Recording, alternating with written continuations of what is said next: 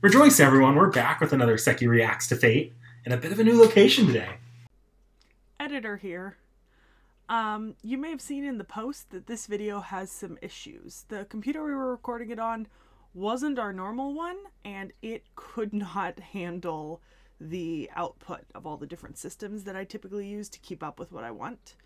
So because of that, the footage doesn't link up. After about 20 or 30 minutes, once we get out of the Wikipedia page, it stopped capturing the new tabs. So I had some extra footage of the same tabs, and I tried to match up at least the NP animations, but pretty much everything else is desynced.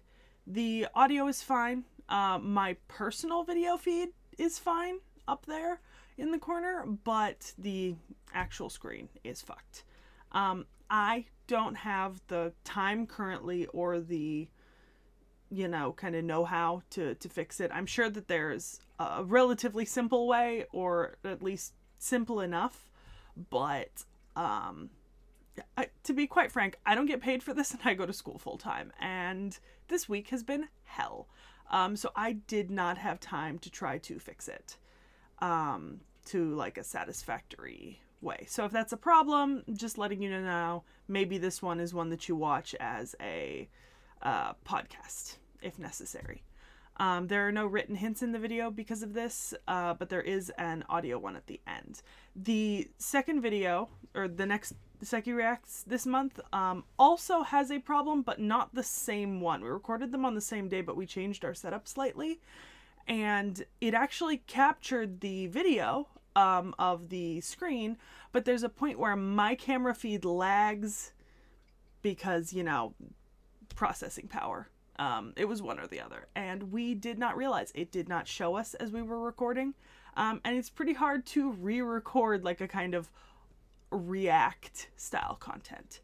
However, by the third and fourth videos this month, we are back to normal recording in the regular PC that works real well. So, just letting you guys know. I am currently working a job that has me mobile. So Alas, I long for my library, my quiet surroundings of home, and my video games. I miss my video games. So today, and probably for a couple recordings in the near future, we're recording out of the Knick-Knack Does a Thing studio, aka my bedroom. It's a bit sad when you phrase it that way. It really is.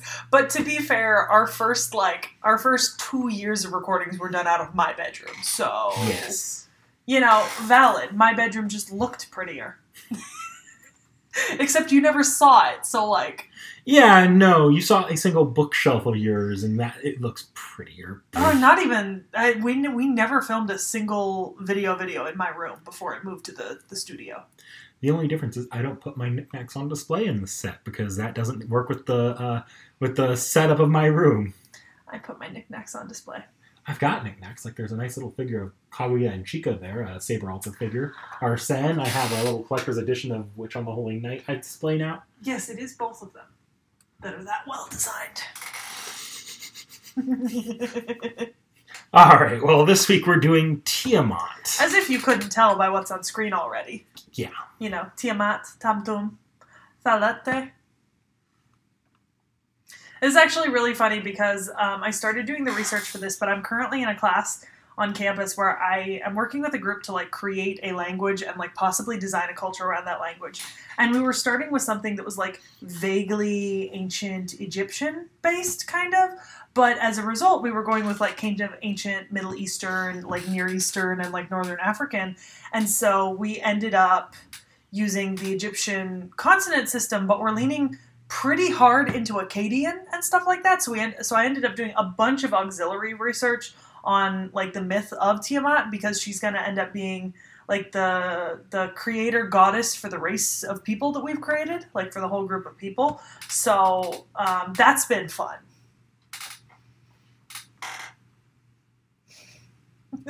Just, random side tangent. Yeah. One of many, I'm sure, today. Today being quite a few videos, actually. Fuck What's off. funny is this is the first time they actually can't tell what day we're recording on. Oh, yeah, because you can't see the fucking... Oh, that's so weird. I mean, to be fair, I'm pretty sure I could get rid of that on mine, too. You just have to raise the recording. Yeah. But then again, it wouldn't appear very well on YouTube then. No. Well, what? It'd be Whatever. different. Yeah, Whatever. whatever. It's not a problem normally. Plus, it keeps us honest about how early we're recording some of this shit. You know? Let's just say, for those that want to keep track of time, it's been a while. But we are enjoying your response to one of our recent videos on the channel. Gee, you just gave our cover away. Only if they watched it. Apparently, it's doing better than some of our regular reacts to Fate. I'm so surprised by that. So I guess it's time for me to take it away with Tiamat. So Tiamat is a Mesopotamian deity. However, I do have a... Actually, you know what? Just to start off the bat with a slight tangent. Mesopotamia. What is Mesopotamia, Nick? The cradle of civilization? Do you have any... Do you need, what more do you want out of me? First civilization that we know of? Okay, thank you. Alright, that's exactly what I wanted. Mesopotamia is not a civilization. Mesopotamia is a culture area inhabited by multiple civilizations over literally millennia. It literally is the Greek name that means land between two rivers. It is a culture area. It is not... we were discussing this in class the other day. So many people think that Mesopotamia is a civilization. And granted, right, like, referring to Mesopotamian religion as Mesopotamian religion is slightly misleading because it means a religion that was relatively commonly shared between several major cultures that existed in this same part of the world. And that's likely because these cultures were kind of all sequential or descendant of one another, but they are in fact separate cultures.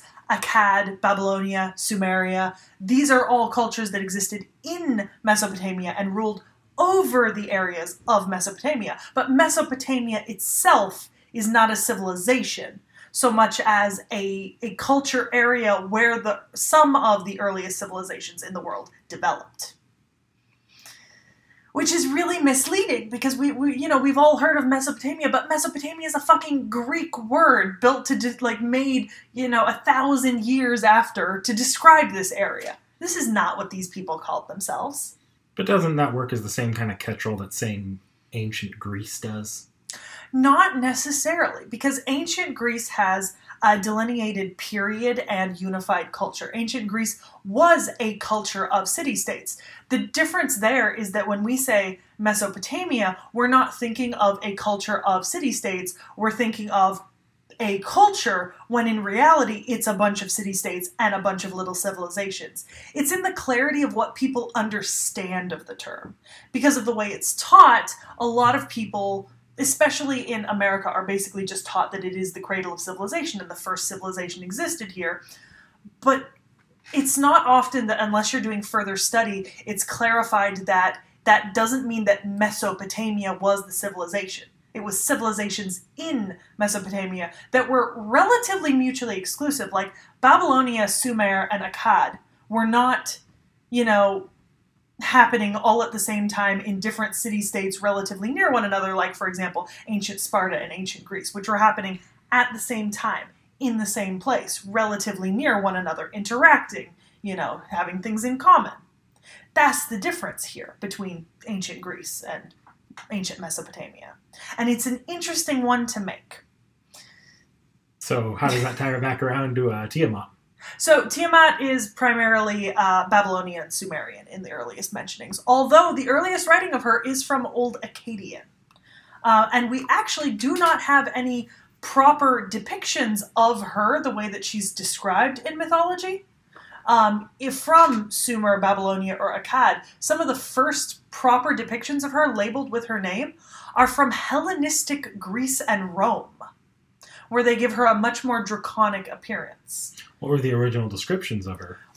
Oh, we're gonna get there, right? So, do you want me to skip to description first and then move backwards?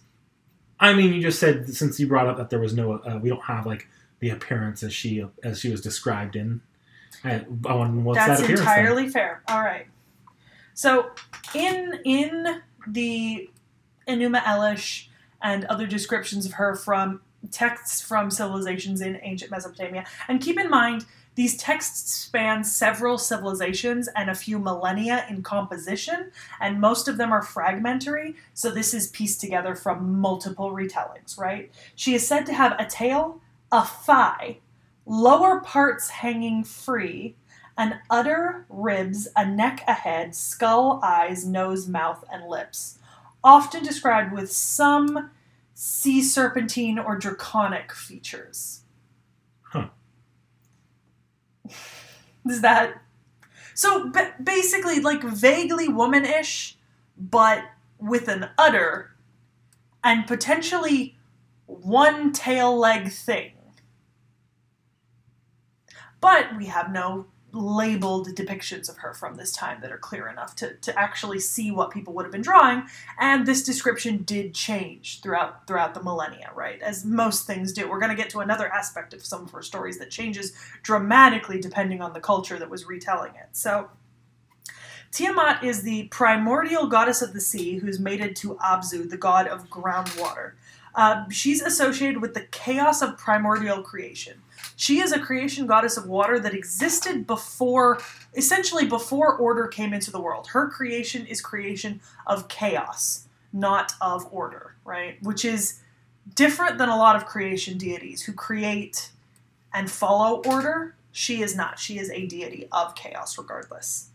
There are potentially two parts to some of her earliest myths. Firstly, as a creator goddess, and secondly, the aspects of her that make up the part of her story that could be called a chaos kampf, which is a monstrous embodiment of primordial chaos, often associated with sea serpents and dragons. A chaos kampf is a myth or legend where a cultural hero or deity battles with a chaos monster, often depicted as a sea serpent or a dragon, i.e. Heracles, serpent-slaying myths, Thor, the Hittite Illuyanka, and the Greek story of Apollo and the Python, and often these monstrous sea serpent beings are chthonic, right? Meaning that they're kind of underwater, abyssal sort of creatures, right? So she commonly appears in the Enuma Elish, which is the Babylonian epic of creation. Here she bears the first generation of deities, much like the story of Kronos and Rhea in Greek mythology, which a lot of people will be more familiar with than Mesopotamian. Her husband Apsu assumes that this first generation of deities means to kill him and makes war upon them. However, when he is captured and then killed, she wages war on them in return and births a series of monsters to fight for her and him. She is then slain by Enki, who is one of the Anunnaki's son, Marduk, the storm god, who is a major deity in many Mesopotamian civilizations. The Anunnaki are the 7 gods who decree in Mesopotamian mythology, typically comprised of a slightly differing group of deities, but usually including An, Enlil, Enki, Ninhursag, Nana, Utu, and Inanna. And the monsters she births include the first dragons, whose bodies she filled with poison instead of blood. And then I did not want to write this down, so I pulled it up on Wikipedia to give out the names. So she births the Basmu, venomous snake, the Usumgalu, the great dragon, the Mushumahu, the exalted serpent, the Mushusu, the furious snake, Lahmu, the hairy one, we're going to repeat that name in a little bit, Ugalo, the big weather beast, Uridimu, the mad lion, Girtabulu, the scorpion man, Uma Dabrutu, violent storms, Kululu, the fishman, and Kusariku, the bullman. See, when we get to Babylonia in the D&D campaign, I'm probably going to have you pronouncing the enemies' names for me, by the way, because there's no way in hell I pronounce those to your satisfaction. And then, according to this version of the myth, Marduk then takes parts of her body and incorporates them into the construction of the heavens and the earth. So etymologically, her name actually cognates with some ancient words for the sea, the deep, and the abyss, which is pretty interesting since she is like an abyssal sort of deep sea thing. In the Enuma Elish, she's actually referred to as Tiamat, the overground sea, which doesn't mean what you think it does, because that makes you think of like more shallow water or like lakes and rivers. But what it means is that she is the sea that is accessible from the surface of the earth, because they believe that there was more water under the earth. Hence her husband, the god of groundwater, who is also a major deity. So we went over her description. She's often otherwise depicted in some media as just a sea serpent or dragon.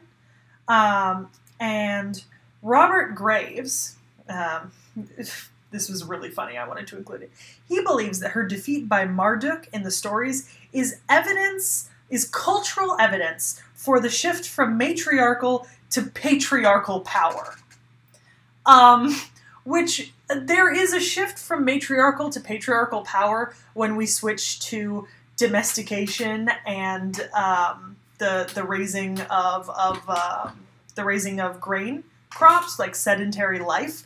But that happens long before this sort of thing is written down into myth. Like, that happens 10,000 BC, and this is being written in, like, the first millennia BCE. So it's very often rejected by most modern scholars, especially women.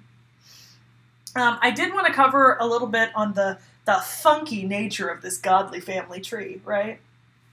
So, she is married to Abzu, or Apsu. They have Lahmu and Lahamu, who marry each other, and have Anshar and Kishar, who are components of the heaven and earth, who marry each other, telling about her story, right? She's told, and this is from some tablets, so the knowledge is fragmentary and it changes over time depending on the age of the tablet, but she is told by Kingu, who is her son, of the imprisonment and planned death of Abzu. So she births the 11 monsters to fight for him. She possessed the Tablet of Destinies, which she then gave to Kingu, who was her son, who was also chosen as her consort at this point. Yay, keep it in the family, boys and girls. Sweet home Alabama. Apparently that doesn't apply to primordial deities. Anyways, so, and then here comes the interesting thing that gets changed the most, right? So, in the oldest version of this story we have, it's Anu who fights Tiamat. Later, it's Enlil. And then in Babylonian society, it's Marduk. And Marduk is an incredibly important god in Babylonian society. So, depending on the different version, one of them fights Enlil, and then Marduk is king of the gods, depending on which civilization you're talking about. These of humankind, created to serve a younger set of deities called the Igigi. So it's like a cheat code, which 10 out of 10. Tiamat has no direct cult worship places, as she is primarily a chaos deity in a lot of the stories that she's told, although the stories of her defeat and dealing with her are told during the New Year celebrations. As a heads up, I see you making hand motions. You are not getting those hand motions on camera. That's fine. Okay. So Old Akkadian is some of our earliest writing about her, and then her earliest confirmed depiction that is extant today is a Hellenistic carving from Palmyra. So that is what I have about Tiamat. Okay. I guess before we get into it, what class do you think Tiamat is? A beast of destruction. Okay. You couldn't put a class on that shit. She's a she's a fucking dragon. You could not put a class on that shit. Plus, you said we'd be doing more beasts. I did.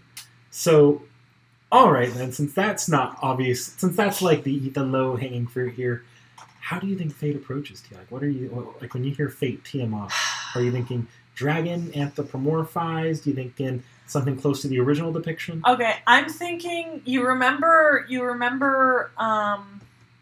Amaterasu Tamamo? Yes. But with a tail. Okay. Oh, horns and scales if I'm lucky. I will also... I'm thinking like Mecha Elichan's like dragonish form, but like the size of Amaterasu Tamamo? Does that make sense? Okay. That's what I'm thinking, and I'm hoping that there's a lot of dragony bits. Okay, so one last thing I'd like to do before we really jump into it here. Oh, God. There were a lot of names you mentioned there that Fate fans will recognize. Okay. A lot that I could have covered today, but I decided against it, given that they're mostly names put onto, like, I don't remember which one. There's one you mentioned that's Enlil, Marduk? No, like some He of the children of Tiamat. Like, Oh, yeah, the specific children. I forget which one it was, but one of them, I think it's Bosmu? Oh, Basmu, Yeah, the venomous snake, Bashmu. yeah. Fate has an enemy named Bashmu, implied to be the same thing, but also in Fate, it's just depicted as a palette swap of our normal dragon, so it looks like a blue Fafnir. I mean, to be fair, it is that she creates the first dragons and serpents, makes their blood poison. Fafnir's blood was Yeah. fucked. So yeah. not all of them are going to necessarily look like you'd expect. It's not going to be that much of consequence here. I did include a little bit, though, so you will get to see some things here from that in Fate. Okay. All right. Am I going to get to see the Tablet of Destiny? No, actually, I don't know if we have a design for that, but that is in Fate. Okay. So, without further ado, Dum dum. Tiamat. Or there we go.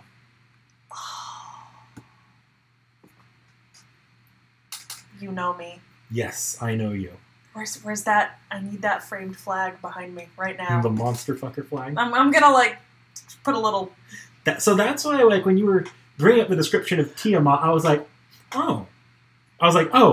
Fate was a lot more accurate than I was giving them credit for. Yeah, I will say when I was looking at some of the transcriptions of like her descriptions, some of the pieces were like really weirdly written, like where it's like she has a head, a skull, eyes, nose, mouth, and lips. So you mean she has a face with facial structure? I was like looking at that and I'm like, so you mean she has a face? Is that what you're trying to say? Like a face? A little bit I like that they call this the femme fatale. Yes, this didn't load well, but that's fine because we're not clicking into the other forms quite yet anyway. I do love me some like vaguely monstrous shit. You know? All right, I do. so I do. yes, you are right. Tiamat Also, is a beast. Beast look. 2 specifically. Goddess of beginning. Mm-hmm. Namu, mother of Genesis. Yeah. Oh, it's fun. Genesis also has a concept for like a water creation, something. I didn't mention it because honestly I didn't want to get into like Christianity and its relationship with like, you know. A lot of things. She seeks to drown the world in her sea and return it to a state of being. That's one where she was more paternal as opposed to... Because, like you said, and they didn't Originally, really worship she's a creator her. goddess, but humans just didn't exist when she was Yeah. still a creator goddess. She'd only given birth to the other gods, because humans were created after her defeat, with the blood of her son. But like, it's not like you said. She doesn't really have any cult presence. No, mostly because she's not a good Yeah. deity. Like, we have huge worship centers for, like, Marduk and An and Ki and the Anunnaki. Okay. This form, you read it earlier, was called Femme Fatale. Yes, hard reset. This is the first phase of Tiamat that we see. And here she's a woman with the light blue hair here. And she's held in the restraints of Tiamat's mind and consciousness from the past. Usually Femme Fatale is sort of just kind of swimming in what Fate calls the imaginary number sea. Mm-hmm. Okay.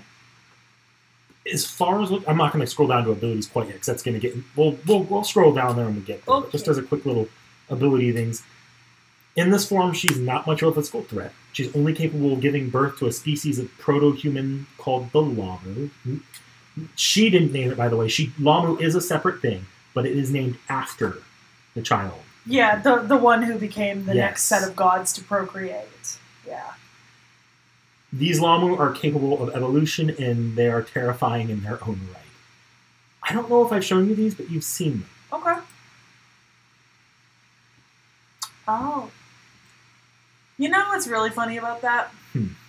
Is that Lamu means the hairy one. And that's just without hair.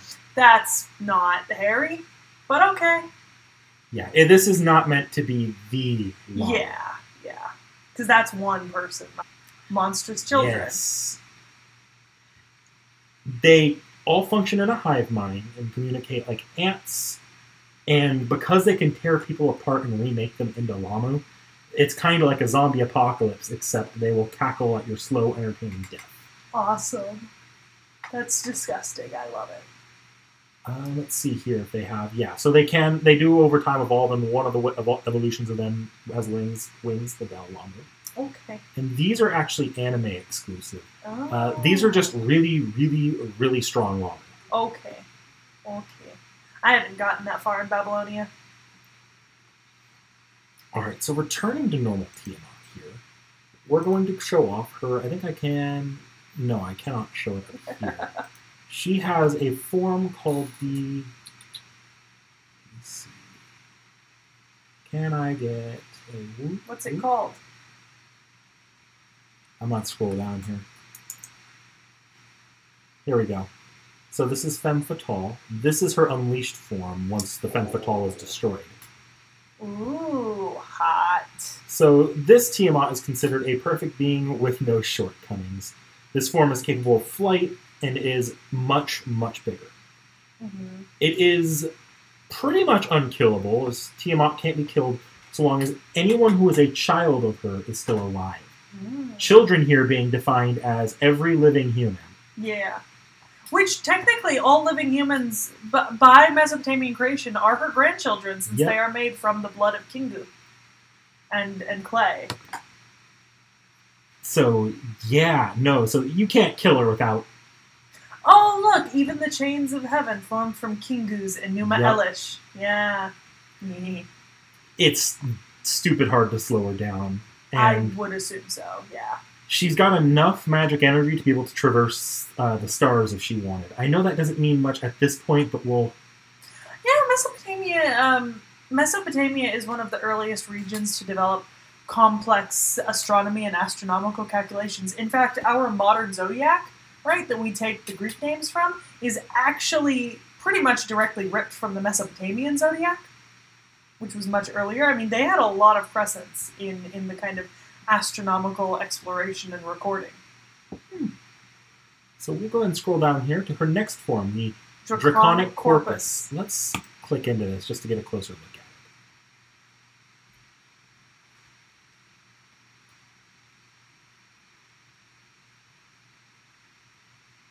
You have opinions? I can't tell with that face. I'm a little scared one way or the other. Hot. That's what I thought. Look, it's not bad. That's all I'm saying. Plus tentacles, Brett. Plus tentacles, knick-knack. This is her true and final appearance. In this state, she has the strength of a giant, and she's not even a divine spirit, but like actually a god in this form. Mm-hmm. This is the true dread of a beast right here. Like, this is it. Yeah. Makes sense. So we're going to move on to her skills now that I don't have to worry about spoiling anything specific. Okay, so authority of the beast. On all organisms birth of the mother's womb. Yeah, alright. Independent manifestation. Yeah, that makes sense. Self-modification. Makes sense. Sea of life. Okay. That's her primordial creator deity. Self-seal. Okay. Negagenesis. So every beast has an ability called Nega something. In this case, it's Negagenesis. Yeah. Well, because Genesis, while being a word that is primarily associated with the Christian Bible currently, is actually just a word that means creation. The word itself is not associated with the Bible. Genesis means creation. So this is effectively what she has in place of a noble phantasm. So does she just uncreate shit? So it's So it nullifies most noble phantasms in the anime. It even portrays it as capable of erasing servants as it recreates the world itself around it. Negagenesis. So yeah, I don't have an NP animation of her per se, but I do have this. Oh. So you've seen this servant before, not on Reacts, but in the anime. Yes. Oop, I muted this tab while I was on the phone. Unmute site.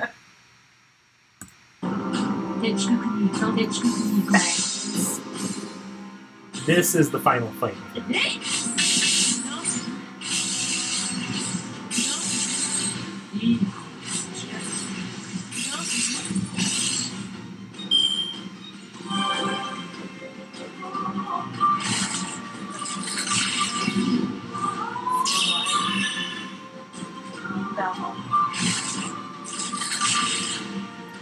Yeah, that was just a quick little show of what she kind of does, like what she looks like fighting here, just because Yeah. we obviously don't have an NP of her. Yeah. So, next I'm up, not going to retract my decision of hot, by the way. look at all those teeth. Imagine what that could do to an appendage. Look, man, sharp teeth. Sharp teeth, man. It's a thing. Get you a waifu who can swallow you whole. Look, I'm not into Vor, but I could be. If she's into it. So, in No, I FGO could not Mobile, be, we yeah. don't have a Not Tiamat into servant. What we do have, and we are not covering the full details of this today, I just need to mention that we do have a servant that has, it's an alter ego servant. And remember how I said alter egos in the past could be a combination of multiple different component spirits? Yeah. This servant has a lot of like giant titan spirits in it. Okay. So I've already pulled up a picture over here of this servant, if it'll load, because apparently I didn't download it. This is a servant called King Protean. It's merged into one. Okay. So let me close out of that, and I will close out of Wait. this as well. Okay. What did you want? What did you want? No, I'm just making sure it didn't close too many because it was lagging. Okay. So we don't have Tiamat doesn't have an NP? Not necessarily. But, so mobile players aren't that lucky. Neat. Uh-oh. Where'd it go? Larva? Yeah. Next tab. I'll just click into it here. It's right there. Oh, but it's that's the Grand Order wiki. Oh, okay. Yeah, I don't have this tab open for some Oh. reason. So I'm just going to click it up here.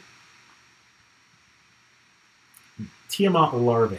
This is an alter ego of Tiamat that splits off from Tiamat after the events of Babylonia and gets sent Aw. to the arcade universe. I will move She's over cute. here. She's adorable. Oh. How long ago did you open these tabs? Before I went grocery shopping. Yeah, that's probably why. Aw, she's cute. I like her. Show me more. Oh, I like the color.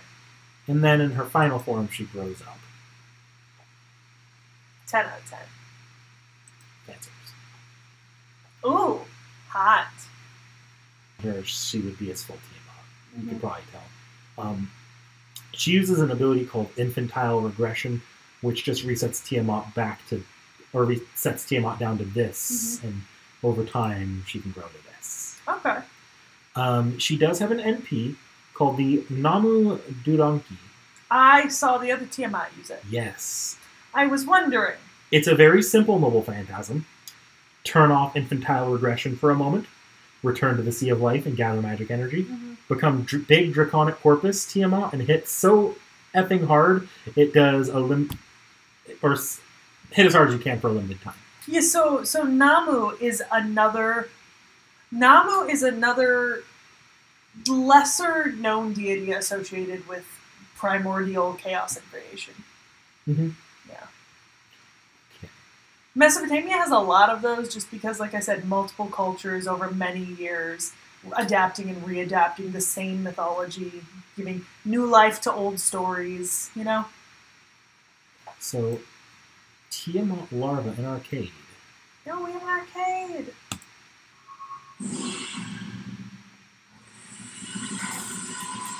Oh, that quality. Man, I can count those pixels.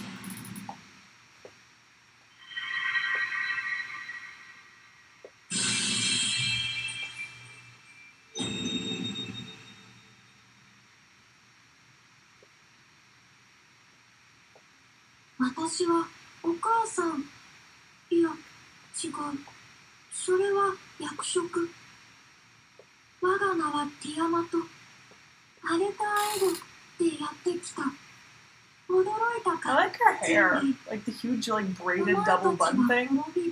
That's awesome. Wish I could do that.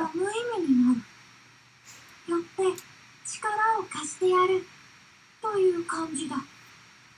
うん。喜んだな。いいぞ。メガゼルス展開。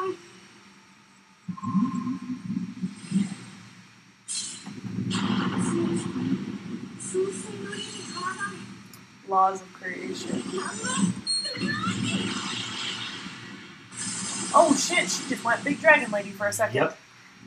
Nice. 出てきた I love it. I figured you would. And the reason I ended on that is because, well, we don't have any CEs today. We do have some Oh. artwork, though, I can show you, but Okay. no straight up CEs. None? Oh. Because she's not an FGO regular in arcade. If she is in any No. CEs, we just don't have any scans. No. That's disappointing. So you've seen those. Yeah, you haven't shown me her sprite. So I don't know how much there is here. No, that's normal. What about her sprite? I haven't seen that. Not properly, at least. Can't be viewed because it's Oh. arcade. It's not a sprite. Oh, yeah, that makes sense. And then Okay. just the official render. Oh. So yeah, I'd click through there. But regular Tiamat Should I have does some? have some artwork and sprites. Let's go ahead and open up here because I should get some extra stuff here as well from this. Ooh, what's that big red thing? That is artwork of the Draconic Corpus. Oh, yeah. Oh, I love That's her the sprite. sprite. Oh, it's so pretty. Yeah. And she does, in fact, Why is she sweating and why is the protagonist is she crying or sweating and why is the protagonist rubbing her upper thigh? because the protagonist is a terrible person. Okay. At least in this universe. Oh, poor Tiamat. Poor Tom Tom. Oh.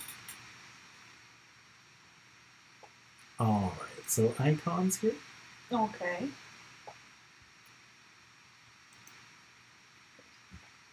Oh. So this is what we have because and then we have the That's expression just the sheets. expression sheets. Although the expression sheets Oh. includes like some good artwork. Yeah. So we'll click through this to end off Yeah. because this is artwork that appears in the game. Oh. Big. Big. Hot. That's a great angle. I like that angle. Yeah. Oh, I think that's nice. actually animated. Nice. Great angle once again. Yeah. Actually, I did have a comment about this particular pose and thing. So the way that they have it laid out, I don't know if this is deliberate, but you know how she's on her hands and knees with the Mhm. legs kind of dissolving and then the wings coming out? She actually looks like the depictions of... So in Mesopotamia, they do these depictions of like lion-bodied beasts with wings and heads, and they look very similar to this. I can only assume that's on purpose. It might have been. They do a lot of research when they really want to write a story. Yeah, I can only assume that that's somewhat on purpose because it just reminds me of those statues. Oh, And this is some of the extra artwork. Everyone needs glasses. So yeah, that's Tiamat. You're just confirmed. Everyone needs glasses. So what you think? Where does this rate on your beasts you've seen so far? You've seen 2, right? Kath Plug in this. Yeah. Have I seen any others? I don't think you have. You sure? Let me go through the list of beasts in my head here. Yeah. Quickly. No, beast. This is beast 2. Between this and Kath Plug, I definitely like Tiamat more. You haven't seen 3L or R. Calf Plug is 4. And then we haven't seen Beast. Oh, you also saw Beast 4L. You saw Yeah. Koyanskaya. That's what I thought, because I remembered seeing. So what's your ranking of the beasts so far? Tiamat, Koyanskaya, Kath Plug. And I do like all of the Koyanskayas. Like, just all of them. That's what I thought you rated. Mostly because I gotta say this here and now, right? Nakhnarea and Koyanskaya are basically the same fucking character in terms of design. Like, pink hair, busty lady. I like them both. Perfection. Maeve, too. All 3 of them. Perfection. Peak character design. Busty pink-haired lady. So yeah, now we're reaching that awkward point where I have to come up with a hint for next time. I mean, I'll be the one this time. the long-awaited sequel to a video that we've already produced. That works. All right, then. Well, until next time, guys. Bye. Let me quickly stop the Audacity. And we will go track down to make sure that our